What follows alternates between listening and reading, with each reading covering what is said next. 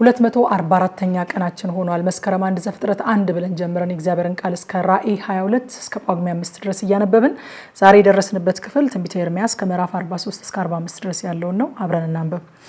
ትንቢተ ኤርምያስ ምዕራፍ 43 በጌታ በኢየሱስ ስም አነባለሁ። የአምላካቸውን የእግዚአብሔርን ቃል ሁሉ ለእነርሱ አምላካቸው እግዚአብሔር የላከውን ይህን ቃል ሁሉ ኤርምያስ ለሕዝቡ ሁሉ መናገርን በፈጸመ ጊዜ የሆሻያ ልጅ አዛሪያስ የቃሪያም ልጅ ዮሐናን ትዕቢተኞችም ሰዎች ሁሉ ኤርምያስን ሐሰት ተናግረሃል፣ አምላካችን እግዚአብሔር በዚያ ተቀመጡ ዘንድ ወደ ግብጽ አትግቡ ብሎ አላከህም። ነገር ግን ከለዳውያን እንዲገድሉን ወደ ባቢሎንም እንዲማርኩን በእጃቸው አሳልፈ ትሰጠን ዘንድ የኔሪያ ልጅ ባሮክ በላያችን አስነስቶሃል አሉት።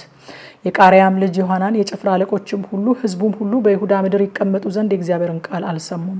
የቃሪያም ልጅ ዮሐናን የጭፍራ አለቆችም ሁሉ በይሁዳ ምድር ለመቀመጥ ከተሰደዱባቸው ከአሕዛብ ሁሉ የተመለሱትን የይሁዳ ቅሬታዎች ሁሉ ወንዶችንና ሴቶችን ልጆችን የንጉሱንም ሴቶች ልጆች የዘበኞቹም አለቃ ናቡዘረዳን ከሳፋን ልጅ ከአኪቃም ልጅ ከጎሎዲያስ ጋር የተዋቸውን ሰዎች ሁሉ ነቢዩንም ኤርምያስን የኔሪያንም ልጅ ባሮክን ወሰዱ። የእግዚአብሔርንም ቃል አልሰሙምና ወደ ግብጽ ምድር ገቡ፣ እስከ ጣፍናስ ድረስ መጡ።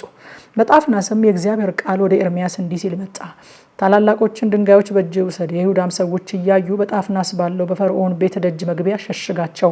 እንዲህም በላቸው፣ የእስራኤል አምላክ የሰራዊት ጌታ እግዚአብሔር እንዲህ ይላል፣ እነሆ ልኬ ባሪያዬን የባቢሎንን ንጉሥ ናቡከደነጾርን አመጣለሁ። ዙፋኑንም እኔ በሸሸኳቸው በእነዚህ ድንጋዮች ላይ አኖራለሁ። እርሱም ማለፊያውን ድንኳኑን በላያቸው ይዘረጋል። መጥቶም የግብፅን ምድር ይመታል።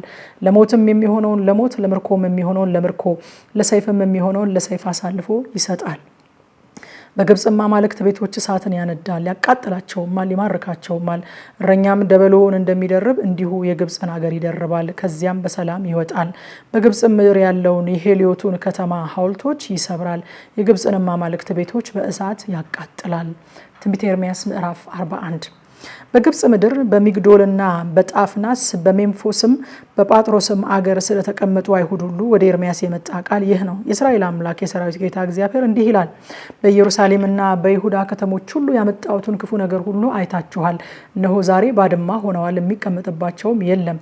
ይህም የሆነው ያስቆጡኝ ዘንድ ስላደረጉት ክፋት፣ ለማያውቋቸውም ለሌሎች አማልክት ያጥኑ ዘንድ ያመልኳቸውም ዘንድ ስለሄዱ ነው። በማለዳ ተነስቼ ባሪያዎቼን ነቢያትን ሁሉ ሰደድኩባቸውና እንደዚህ እንደጠላሁት ያለ ርኩስ ነገር አታድርጉ አልኳቸው። ነገር ግን አልሰሙም። ከክፋታቸውም ተመልሰው ለሌሎች አማልክት እንዳያጥኑ ጆሮአቸውን አላዘነበሉም። ስለዚህ መዓቴና ቁጣዬ ፈሰሱ፣ በይሁዳም ከተሞችና በኢየሩሳሌም አደባባይ ነደዱ። ዛሬም እንደሆነው ፈረሱ፣ ባድማም ሆኑ። አሁንም የእስራኤል አምላክ የሰራዊት ጌታ እግዚአብሔር እንዲህ ይላል፣ ከይሁዳ ወገን ቅሬታ እንዳይቀርላችሁ ወንድንና ሴትን ብላቴናንና ሕፃንን ከመካከላችሁ ታጠፉ ዘንድ ይህን ታላቅ ክፋት በራሳችሁ ላይ ለምን ታደርጋላችሁ?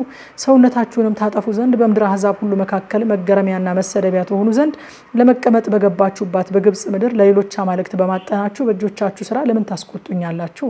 በውኑ በይሁዳ ምድርና በኢየሩሳሌም አደባባይ ያደረጉትን የአባቶቻችሁን ክፋት፣ የይሁዳንም ነገስታት ክፋት፣ የሚስቶቻቸውንም ክፋት፣ የእናንተንም ክፋት፣ የሚስቶቻችሁንም ክፋት ረስታችኋልን? እስከዛሬ ድረስ አልተዋረዱም አልፈሩምም። በእናንተና በአባቶቻችሁን ፊት ባኖርኳት ሕጌና ስርዓቴም አልሄዱም። ስለዚህ የእስራኤል አምላክ የሰራዊት ጌታ እግዚአብሔር እንዲህ ይላል፣ እነሆ ይሁዳን ሁሉ አጠፋ ዘንድ ፊቴን ለክፋት በላያችሁ አደርጋለሁ። ወደ ግብጽ የሚገቡ ዘንድ በዚያ የሚቀመጡ ዘንድ ፊታቸውን ያቀኑትን የይሁዳን ቅሬታ እወስዳለሁ። ሁሉም ይጠፋሉ፣ በግብጽ ምድር ይወድቃሉ፣ በሰይፍና በራብ ይጠፋሉ። ከታናሹም ጀምሮ እስከ ታላቁ ድረስ በሰይፍና በራብ ይሞታሉ። ለጥላቻና ለመደነቂያ ለመገራሚያና ለመሰደቢያም ይሆናሉ። ኢየሩሳሌምን እንደቀጣው እንዲሁ በግብጽ ምድር የሚኖሩትን በሰይፍና በራብ በቸነፈር እቀጣለሁ።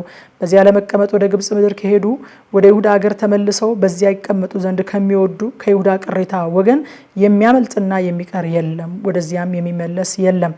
ከሚያመልጥም በቀር ማንም አይመለስም። ሚስቶቻቸውም ለሌሎች አማልክት ማጠናቸውን ያወቁ ሰዎች ሁሉ፣ በዚያም የቆሙ ሴቶች ሁሉ፣ በግብጽ ምድር በጳጥሮስ የተቀመጡ ሕዝብ ሁሉ ታላቅ ጉባኤ ሆነው ለኤርምያስ መለሱለት፣ እንዲህም አሉ፣ አንተ በእግዚአብሔር ስም የነገርከንን ቃል አንሰማህም። ነገር ግን እኛና አባቶቻችን ነገስታቶቻችንም አለቆቻችንም በይሁዳ ከተሞች በኢየሩሳሌም አደባባይ እናደርገው እንደነበረ ለሰማይ ንግስት እናጥን ዘንድ የመጠጥንም ቁርባን እናፈስላት ዘንድ ከአፋችን የወጣውን ቃል ሁሉ በእርግጥ እናደርጋለን። በዚያን ጊዜም እንጀራ እንጠግብ ነበር፣ መልካምም ይሆንልን፣ ክፉም አናይም ነበር። ለሰማይ ንግስት ማጠንን ለእርሷም የመጠጥን ቁርባን ማፍሰስን ከተውን ወዲህ ግን እኛ በሁሉ ነገር ተቸግረናል፣ በሰይፍና በራብ አልቀናል። እኛ ስለ ሰማይ ንግስት ህብስት ባጠንላት የመጠጥንም ቁርባን ባፈሰስንላት ጊዜ በእውኑ ያለ ባሎቻችን ምስሏን ለማበጀት እንጎቻ አድርገንላት ኖሯልን? የመጠጥንም ቁርባን አፍሰሰንላት ኖሯልን? ኤርምያስም ይህንን ቃል ለመለሱለት ህዝብ ሁሉ ለወንዶችና ለሴቶቹ ለህዝቡም ሁሉ መለሰላቸው እንዲህም አለ።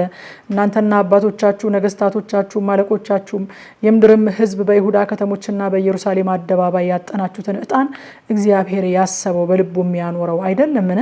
እግዚአብሔርም ከእንግዲህ ወዲህ የሥራችሁን ክፋትና ያደረጋችሁትን ርኩሰት ይታገስ ዘንድ አልቻለም።